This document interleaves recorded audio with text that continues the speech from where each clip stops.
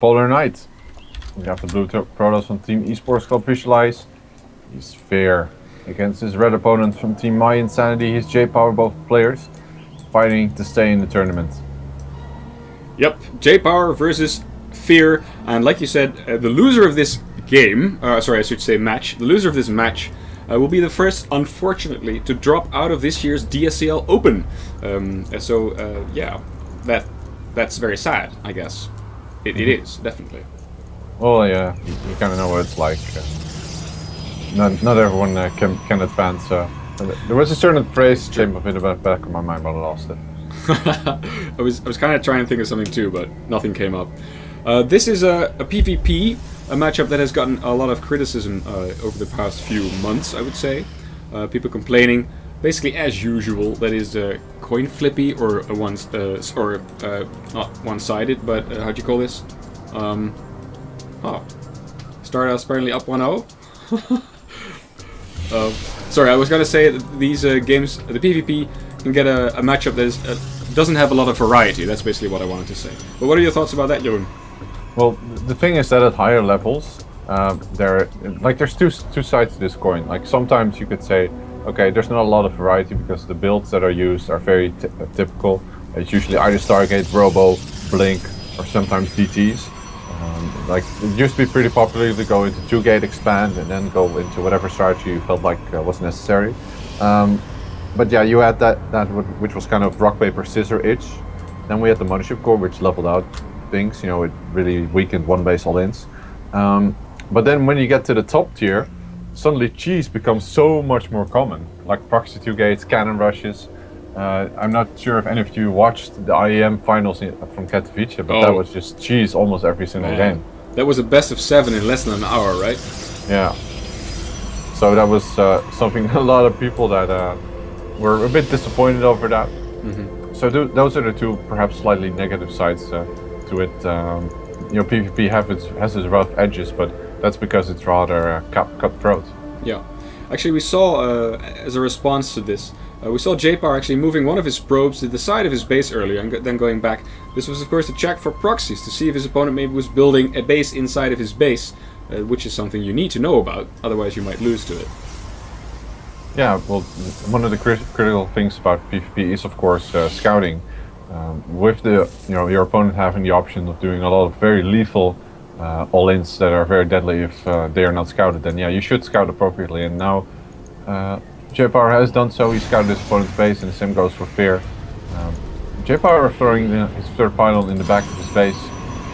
Same goes for FeaR actually. So it's actually a Twilight Council for both. This is a very, very similar, just extremely minor differences between these two, and it's very, very even game. So in this case, of course, if it's exactly even in terms of strategy, then it's going to come down to who controls their units better, or maybe a bit of luck as well. The typical thing with Blink is that you will open 1 gate, Twilight, then 2 additional gates, so you're up to 3 gates. While you're waiting for Warp Gate and Blink to finish, the Protoss players will usually warp in Stalkers as they go, and just move across the map until Blink finishes and then they engage. When you get 2 Protoss players doing those things at the exact same time, things can get weird. Like, they will probably start fighting in the center of the map at one of the watchtowers with 2 Stalkers and a Mothership Core each. And I'm not saying the game will be decided there, but it will be very, very crucial for the outcome. Definitely. And of course now JayPower has scouted that FeaR is going for Blink. Has FeaR also scouted that JayPower is going for Blink? I don't think so. Nope, he has not. Maybe he's guessing it. But interestingly enough, he is adding on a Robo, perhaps solely for the cause of getting observers, because he doesn't know who he's up against, and Robo is relatively safe.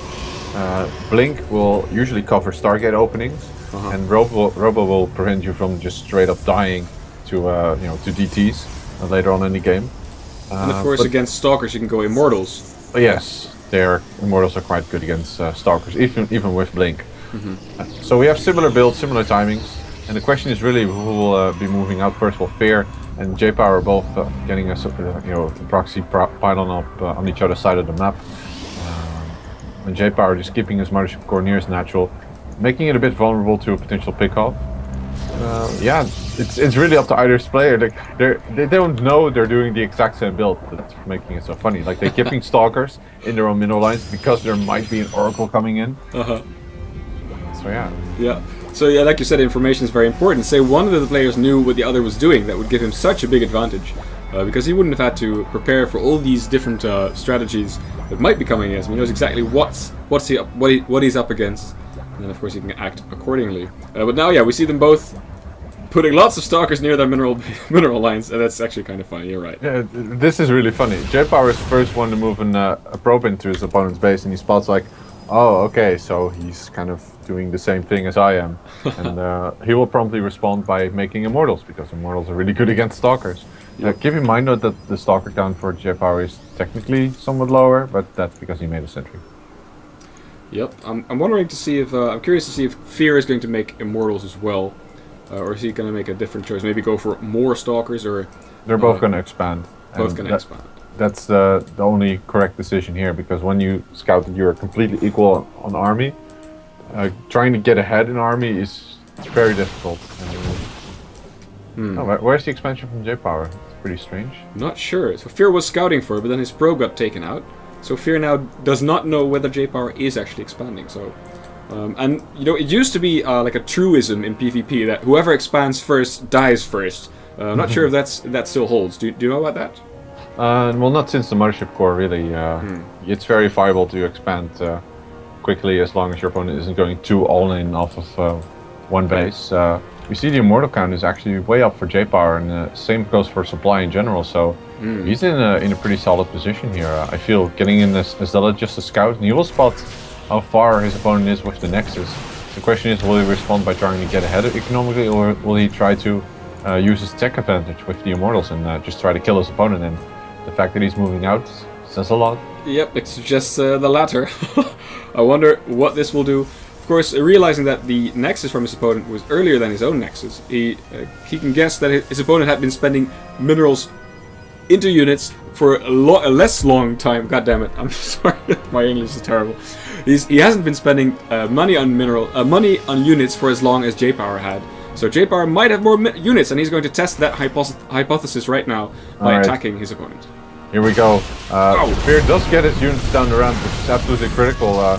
Nice blinks here by both players. Force fields could be very critical, but I don't think JayPower really wants to go in on this. If he had the opportunity to force field the Immortal on the other side of the ramp, then this might have been a fight he could have taken. No, but still, it's only one Immortal against 3. What do you think? Oh, now it's 2, but still.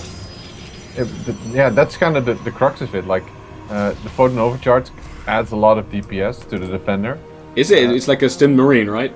No, it's quite a bit more. Stim Marines are what turrets from Ravens do. Oh, okay. That's like their DPS. No, I'm not 100% sure what the DPS is of the Photon Overcharge. Actually, where did the Mothership Core go? It died. It died? Right away, yeah. Okay. So FeaR has no Mothership Core. That changes things, to say the least. Like, if you can force field out the Immortal... boy.